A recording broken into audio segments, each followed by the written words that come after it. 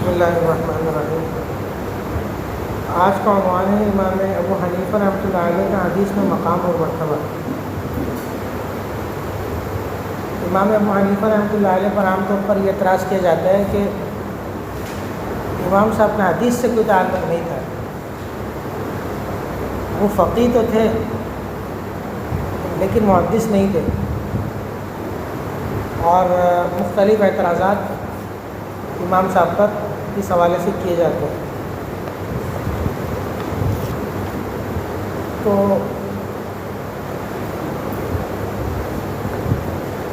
جو یہ جتنی بحث ہے اور جتنی تفصیل ہے جو امام صاحب کے بارے میں بیان کی جاتی ہے حدیثی خدمات کے حوالے سے، ان کا خلاصہ میں آپ کے سامنے رکھنے کی کوشش کرتا ہوں کہ ان کا خلاصہ کیا ہے۔ امام ابو حنیفہ رحمۃ اللہ علیہ جہاں فقہ میں مدون اول ہیں، وہاں حدیث میں بھی اولیت کا مرتبہ حاصل ہے، اور امام ابو حنیفہ رحمۃ اللہ علیہ کی حدیث پر جو کتاب ہے کتاب الآثار، وہ اس پر شاہد عدل ہے،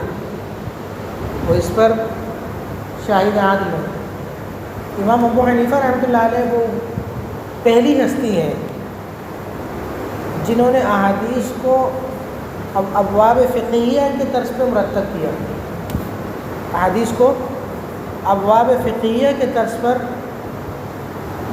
کیا، اور 40,000 احادیث میں سے احادیث کا انتخاب کیا اور کتاب الآثار مرتب کی۔ 40,000 احادیث پیش نظر تھی جن میں سے انتخاب کر کے ایک مجموعہ تیار کیا جس کا نام کتاب الآثار ہے۔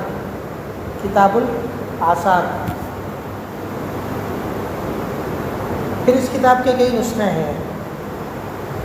ایک نسخہ بروایت امام محمد، ایک بروایت امام ابو یوسف، ایک بروایت امام ظفر رحمہ اللہ، وغیرہ وغیرہ۔ اور امام ابو حنیفہ رحمۃ اللہ علیہ کی جو کتاب ہے کتاب الآثار، علماء نے لکھا ہے کہ یہ موطا امام مالک سے بھی زمانے میں مقدم ہے۔ موطا امام مالک بعد کی کتاب ہے، اور کتاب الآثار موطا امام مالک سے بھی پہلے کی کتاب ہے، اور یہ بات مسلم ہے اور یہ بات ثابت ہے کہ امام مالک رحمۃ اللہ علیہ نے امام ابو حنیفہ رحمۃ اللہ علیہ کی تصانیف سے استفادہ کیا ہے۔ امام مالک رحمۃ اللہ علیہ نے امام ابو حنیفہ رحمۃ اللہ علیہ کی تصانیف سے استفادہ کیا ہے۔ تو علماء نے لکھا ہے کہ امام ابو حنیفہ رحمۃ اللہ علیہ کی جو کتاب الاصل ہے، یہ موطا امام مالک کے لیے اصل کا درجہ رکھتی ہے۔ موطا امام مالک کو مرتب کرتے ہوئے سامنے اگر کوئی کتاب تھی، پیش نظر کوئی کتاب تھی، اور جو موطا امام مالک کے طرز تدوین سے پتہ چلتا ہے وہ کتاب الآثار تھی۔ دونوں کتابیں ملتی جلتی ہیں، اور وہی طرز جو امام ابو حنیفہ رحمۃ اللہ علیہ نے کتاب الآثار کو مرتب کرتے ہوئے اختیار کیا ہے۔ تو موطا امام مالک جیسی عظیم الشان کتاب بھی وہ کتاب الآثار کو سامنے رکھ کر کے اور کتاب الآثار کے طرز کو اختیار کر کے مرتب کی گئی ہے، اور کتاب الآثار ہے امام ابو حنیفہ رحمۃ اللہ علیہ۔ اس کے علاوہ امام صاحب کی طرف جو احادیث کی کتابیں منسوب ہیں، جن میں سے مثلا مسند ابی حنیفہ، اور اسی طریقے سے مختلف علماء نے امام صاحب کی مختلف مسانید تیار کی، مختلف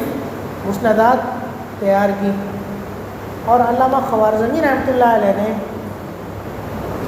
تمام مسانید کو جمع کر کے ایک جامع المسانید للامام الاعظم کے نام سے مجموعہ مرتب کیا، تو یہ جتنی کتابیں ہیں کتاب الآثار کے علاوہ جو امام ابو حنیفہ رحمۃ اللہ علیہ کی طرف منسوب ہے حدیث کے باب میں، یہ امام صاحب کی براہ راست تصانیف نہیں ہے، امام صاحب کی براہ راست تصانیف نہیں ہے، بلکہ امام صاحب کی طرف منسوب ہیں، دیگر لوگوں نے یہ مرتب کی ہیں اور جمع کی ہیں۔ اور اسی طریقے سے ایک اور کتاب بھی منسوب ہے مسند امام اعظم، جو بر صغیر پاک و ہند میں داخل نصاب بھی ہے، مسند امام اعظم۔ یہ بھی امام ابو حنیفہ رحمۃ اللہ علیہ کی براہ راست تصنیف نہیں ہے، بلکہ یہ امام عبداللہ حارثی کی تصنیف ہے، اور علامہ حسکفی رحمۃ اللہ علیہ نے اس کا اختصار کیا ہے، اور علامہ عابد سندھی رحمۃ اللہ علیہ نے اس کو فقہی ابواب کے طرز پر مرتب کیا ہے۔ تو امام ابو حنیفہ رحمۃ اللہ علیہ کی جو حدیث کے باب میں براہ راست تصنیف ہے یا براہ راست تالیف ہے وہ ہے کتاب الآثار، اور امام ابو حنیفہ رحمۃ اللہ علیہ وہ پہلے آدمی ہیں جنہوں نے ابواب فقہیہ کے طرز پر حدیث کو جمع کیا۔ اس کے بعد امام ابو حنیفہ رحمۃ اللہ علیہ پر ایک اعتراض یہ کیا جاتا ہے کہ امام ابو حنیفہ رحمۃ اللہ علیہ محدث نہیں ہے، اور حدیث سے امام ابو حنیفہ رحمۃ اللہ علیہ کا کوئی تعلق نہیں رہا۔ وجہ یہ ہے کہ صحیح ستہ میں امام ابو حنیفہ رحمۃ اللہ علیہ کی کوئی روایت نہیں ہے، امام ابو حنیفہ رحمۃ اللہ علیہ سے کوئی روایت صحیح ستہ میں منقول نہیں ہے۔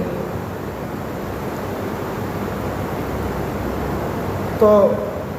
اس وجہ سے یہ کہا جاتا ہے کہ امام ابو حنیفہ رحمۃ اللہ علیہ کا حدیث سے تعلق نہیں تھا، بس خالص فقہی آدمی تھے۔ تو اس کا جواب علماء نے یہ لکھا ہے کہ اگرچہ صحیح ستہ میں کسی وجہ سے امام صاحب سے روایات منقول نہیں ہیں، لیکن صحیح ستہ کے علاوہ دیگر کتابوں میں تو امام صاحب سے بکثرت روایات منقول ہیں، اور امام صاحب نے بکثرت روایات ذکر کی ہیں صحیح ستہ کے علاوہ کتب میں۔ اور اس کے علاوہ زمانے کے جلیل القدر محدثین اور مؤرخین انہوں نے امام صاحب کا شمار محدثین میں کیا ہے، حتیٰ کہ علامہ ذہبی رحمۃ اللہ علیہ نے اپنی کتاب تذکرۃ الحفاظ کے اندر امام ابو حنیفہ رحمۃ اللہ علیہ کو حافظ الحدیث لکھا ہے، اور اسی طرح امام نووی رحمۃ اللہ علیہ نے تہذیب الاسماء واللغات کے اندر بھی امام ابو حنیفہ رحمۃ اللہ علیہ کو حافظین حدیث میں سے شمار کیا ہے۔ اور بھی مختلف علماء، علامہ سیوطی رحمۃ اللہ علیہ، علامہ ابن عبد البر رحمۃ اللہ علیہ، ابن حجر رحمۃ اللہ علیہ، ان سب نے حدیث کے باب میں امام ابو حنیفہ رحمۃ اللہ علیہ کے کام کو خوب سراہا ہے، اور امام ابو حنیفہ رحمۃ اللہ علیہ کی خدمات کا اعتراف کیا ہے۔ اور جہاں تک اس بات کا تعلق ہے کہ صحیح ستہ کے اندر امام ابو حنیفہ رحمۃ اللہ علیہ سے کوئی روایت منقول نہیں ہے، تو صحیح ستہ میں تو بہت سے ان صحابہ سے بھی روایت منقول نہیں ہے جنہوں نے کثیر روایات کی ہیں اور کثیر روایات ان سے نقل ہوئی ہیں، لیکن کسی وجہ سے صحیح ستہ میں نہیں آئی۔ تو صحیح ستہ میں روایات کا نہ آنا اس بات کی دلیل تو نہیں ہے کہ وہ بندہ حدیث سے تعلق رکھتا ہی نہیں تھا، یا وہ بندہ محدث تھا ہی نہیں۔ پھر تو حضرات صحابہ کے بارے میں بھی یہ کہنا پڑے گا کہ حضرات صحابہ کا وہ حضرات صحابہ جن کی روایت صحیح ستہ میں موجود نہیں ہے بلکہ دیگر کتابوں میں روایت موجود ہے، ان کا حدیث سے کوئی تعلق نہیں تھا یا وہ محدث نہیں تھے، تو اس طرح کہنا ممکن نہیں ہے۔ اسی طرح امام ابو حنیفہ رحمۃ اللہ علیہ پر ایک اعتراض یہ کیا جاتا ہے، مشہور اعتراض، کہ امام ابو حنیفہ رحمۃ اللہ علیہ نے بہت سارے مقامات پر، بلکہ امام صاحب کا وتیرہ یہ تھا کہ قیاس کو ترجیح دیتے تھے احادیث پر، اور احادیث کو چھوڑ دیتے تھے، جبکہ یہ بات بھی غلط ہے۔ اس کی ایک وجہ یہ ہے کہ اگر امام صاحب نے کسی حدیث کو چھوڑا ہے تو اس کے مقابلے میں دوسری حدیث کو لیا ہے، اس کے مقابلے میں دوسری حدیث کو لیا ہے، یعنی کسی حدیث کو چھوڑنا امام صاحب کے نزدیک ترجیح کی بنیاد پر ہے۔ اگر ایک حدیث کو چھوڑا ہے تو اس کے مقابلے میں کوئی دوسری ایسی حدیث تھی جو اس سے زیادہ قوی تھی، جو اس سے زیادہ مضبوط تھی، تو امام صاحب نے اس کو چھوڑا ہے تو اس کو لیا ہے۔ ایسا نہیں ہے کہ قیاس کے مقابلے میں مطلق کوئی حدیث آ گئی اس کو چھوڑ دیا، اور اس طریقے سے ترجیح قائم کر کے کسی حدیث کو چھوڑنا اور اس سے زیادہ قوی حدیث کو اس باب میں لینا، یہ صرف امام صاحب نے نہیں کیا، یہ تو دیگر تمام ائمہ نے کیا ہے۔ اور اس کے علاوہ امام صاحب پر یہ اعتراض اس وجہ سے بھی نہیں بنتا کہ امام ابو حنیفہ رحمۃ اللہ علیہ کا تو مذہب ہی یہ تھا کہ ضعیف الحدیث عندہ اولا من القیاس والرأی، ضعیف الحدیث عندہ اولا من القیاس والرأی، کہ امام ابو حنیفہ رحمۃ اللہ علیہ کا مذہب ہی یہ تھا کہ ضعیف حدیث بھی اگر آ جائے نا تو قیاس کو چھوڑ دیں گے، ضعیف حدیث کو لیں گے۔ ان کے ہاں ضعیف حدیث جس کی نسبت آپ علیہ السلام کی طرف کم درجے میں بھی ثابت ہے لیکن وہ ثابت ہے، تو ضعیف حدیث اگر آ جائے تو قیاس کو چھوڑ دیں گے اور رائے کو چھوڑ دیں گے اور ضعیف حدیث کو لیں گے، اور وہی ہمارا مسلک اور مذہب ہوگا۔ اس کے علاوہ بھی اگر دیکھا جائے تو فقہ حنفی جو مرتب ہوئی ہے، فقہ حنفی کی جو تدوین ہوئی ہے، تو امام ابو حنیفہ رحمۃ اللہ علیہ کا جو طریقہ استدلال تھا، وہ طریقہ استدلال بھی یہ تھا کہ اولا کان یاخذ بما فی الکتاب فإن لم یجد فبالسنہ فإن لم یجد فبأقوال الصحابہ فإن اختلفوا فكان يأخذ بما هو أقرب من الكتاب والسنة فإن لم يجد في الأقوال لم يأخذ من قول التابعين بل كان يجتهد كما اجتهدوا، کہ ترتیب یہ تھی کہ سب سے پہلے کتاب اللہ سے استدلال کرتے تھے، کتاب اللہ میں اگر دلیل نہیں ملتی تھی تو سنت رسول اللہ کی طرف جاتے تھے، سنت رسول اللہ میں اگر کوئی دلیل نہیں ملتی تھی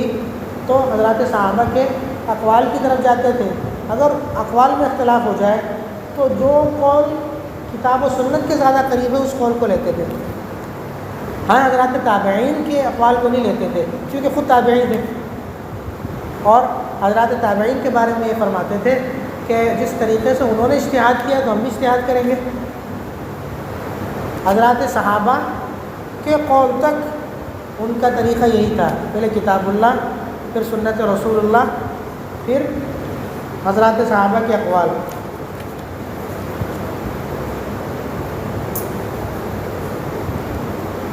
اور امام ابو حنیفہ رحمۃ اللہ علیہ کے بارے میں مختلف کتابوں میں جو معایب منقول ہیں کہ امام صاحب ایسے تھے اور ایسے تھے، خاص طور پہ کتاب اتحاف النبلاء، اس میں امام صاحب کے بڑے معایب منقول ہیں۔ تو علماء نے سختی سے رد کیا ہے کہ امام ابو حنیفہ رحمۃ اللہ علیہ کی طرف اور ان سے منسوب جو باتیں کی گئی ہیں اس کتاب میں ان کی کوئی اصل نہیں ہے، بلکہ ساری باتیں لغو ہیں اور حقیقت سے اس کا کوئی تعلق نہیں ہے۔ بلکہ اہل علم تو اس طرف بھی گئے ہیں کہ آپ علیہ السلام نے جو فرمایا تھا فارس والوں کے بارے میں، لو کان العلم او لو کان الایمان عند الثریا لنالہ اہل الفارس او رجل من فارس، تو اس کا مصداق کون ہے؟ یعنی فارس والوں میں اور عجمیوں میں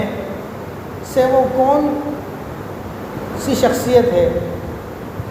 جس کے بارے میں یہ روایت صادق آتی ہے؟ تو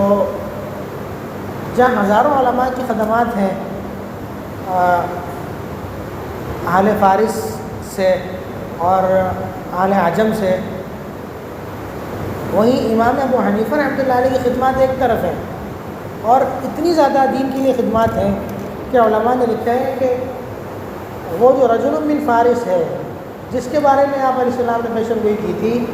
وہ علماء کی متفق رائے کے مطابق امام ابو حنیفہ رحمۃ اللہ علیہ کہ